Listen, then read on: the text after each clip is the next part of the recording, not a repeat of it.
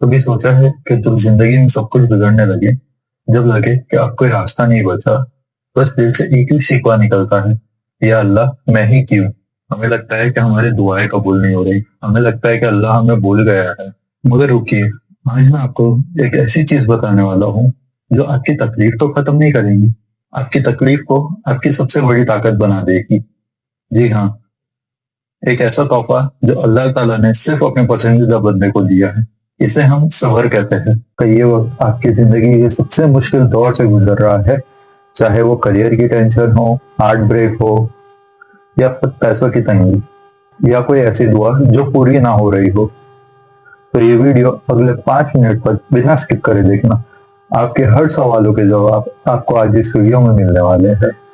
आमतौर पर लोग ये समझते हैं कि सब्र का मतलब मजबूरी, रोना, दोनों, या फिर बैठ जाना, या फिर ये सोच लेना कि अब कुछ नहीं हो सकता तो बर्दाश्त कर लेता हूँ। नहीं, इस्लाम में सब्र का ये मतलब बिल्कुल नहीं है।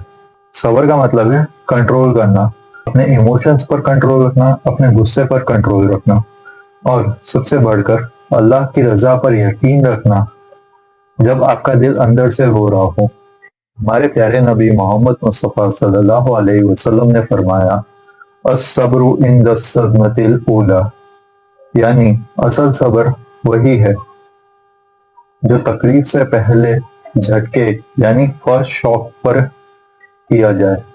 जब पहली बार कोई बुरी खबर मिले, जब पहली बार दिल टूट जाए, उस वक्त जुबान से शिकवा ना निकले और दिल अल्लाह की तरफ मुतवज्जे हो जाए, यही असली सब्र है। कुरान में अल्लाह ताला ने नमाज का जिक्र बार बार किया है, मगर जब रिवॉर्ड की बात आती है तो अल्लाह ताला ने सब्र करने वालों के लिए ऐसी बात कही जो रोंगटे खड़े कर देगी। कुरान में आता है, इन्नल्लाह माअस साबिरीन, यानी बेशक अल्लाह सब्र करने वालों के साथ है।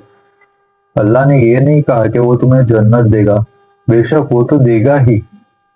अल्लाह ने हमें ये नहीं कहा कि वो तुम्हें सुकून देगा, बल्कि अल्लाह ने ये कहा कि वो खुद तुम्हारे साथ हो जाता है। जब कायनात का मालिक तुम्हारे साथ है तो तुम्हें किसी से डरने की जरूरत नहीं है। एक जगह और अल्लाह फरमाता है, सब्र करने वालों का अजर बिना किसी हिसाब के दिया जाएगा। जब फरिश्ते बाकी लोगों के अमाल तोल रहे होंगे तो सब्र करने वालों के लिए कोई तराजू नहीं होगा, क्योंकि उनका रिवॉर्ड इतना बड़ा होगा कि अल्लाह उन्हें बिना किसी गिनती के नवाजेंगे।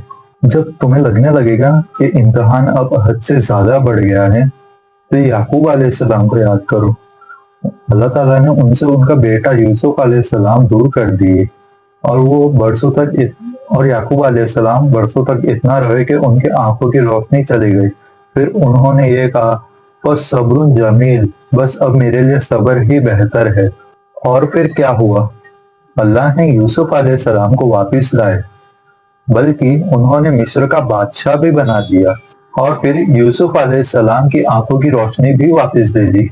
आपका इम्तिहान जितना भी बड़ा होगा, अल्लाह के प्लान आपके लिए उतने ही खूबसूरत होंगे। आप आज अल्लाह को रुला रहे हो तो याद रखो कि वो अल्लाह आपको उससे कहीं ज्यादा हंसाने की ताकत रखता है। फी अमानिल्लाह।